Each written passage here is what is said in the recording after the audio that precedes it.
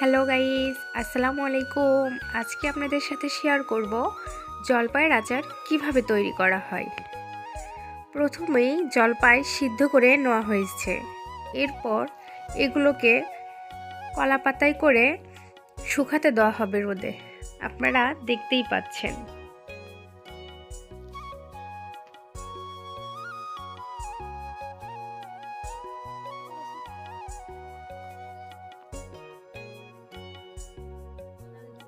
এরপর একটি কুলাই করে কলা পাতায় করে জলপাই আচারগুলো যেখানে একদম বেশি রোদ পড়ে সেই জায়গায় শুকাতে দেওয়া হবে। সেটা হোক ঘরের চালে কিংবা ছাদে, এক জায়গায় হইলেই হলো। আপনারা সেটা দেখতেই পাচ্ছেন।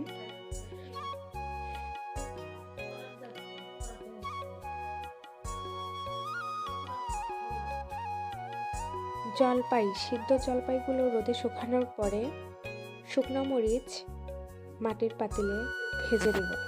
মরিচ ভাজা হয়ে গেলে একের পর এক মশলা আমরা ভেজে নিব। এরপরে সরিষা ভেজে নিব। এগুলোকে আমরা সাধারণত পাঁচফোড়ন মশলাও বলতে পারি আর কি। আর আপনারা দেখতেই পাচ্ছেন সরিষা ভেজে নেওয়া হয়ে গেল। এরপর আছে পাঁচফোড়ন। সবগুলো এক জায়গায় করে একসাথে পাটায় পিষে গুঁড়ো করে নিতে হবে।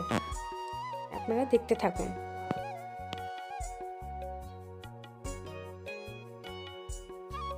এরপর এক পাশে দারচিনি, এলাচ, তেজপাতা এগুলো রাখতে হবে।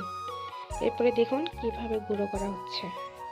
আচারটি তেলানি দেওয়ার জন্য রসুন ও পেঁয়াজ কেটে নেব এবং কড়াইয়ে সরিষার তেল পরিমাণ মতো দিয়ে দিব এবং সরিষার তেলটি গরম হলে পরিমাণ মতো রসুন ও পেঁয়াজ দিয়ে দিব।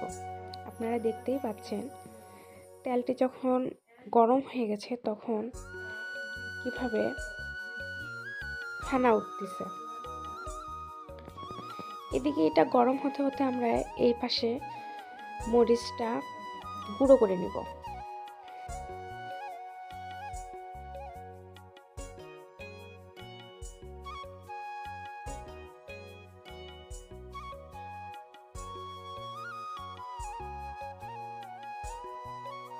এরপরে রসুন লাল লাল হয়ে গেলে একপাশে ভেজে তুলে নিব এবং এরপরে জলপাইয়ের আচারটা আমরা তেলের মধ্যে তেলানি দিয়ে দিব।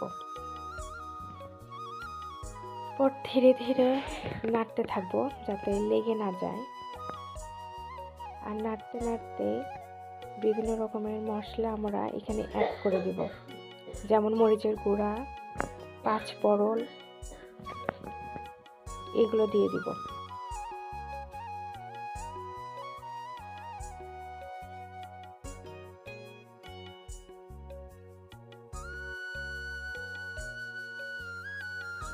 এরপর তেজপাতা দিয়ে দিব। তারপরে আবার কিছুক্ষণ নাড়তে থাকবো।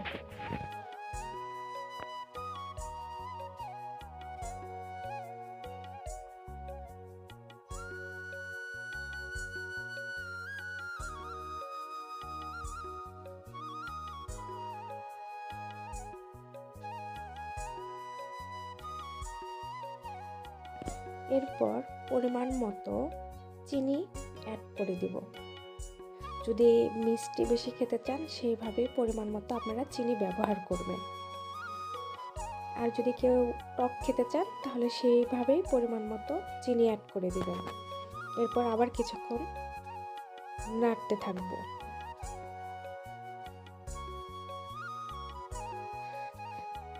আচার নাড়তে নাড়তে দেখুন আমাদের আচারটা হয়ে আসছে, লাল কালার হয়ে আসছে, মানে কালারটা চেঞ্জ আসছে। এরপরে যে পেঁয়াজটা ভেজে রেখেছিলাম এটা অ্যাড করে দিব।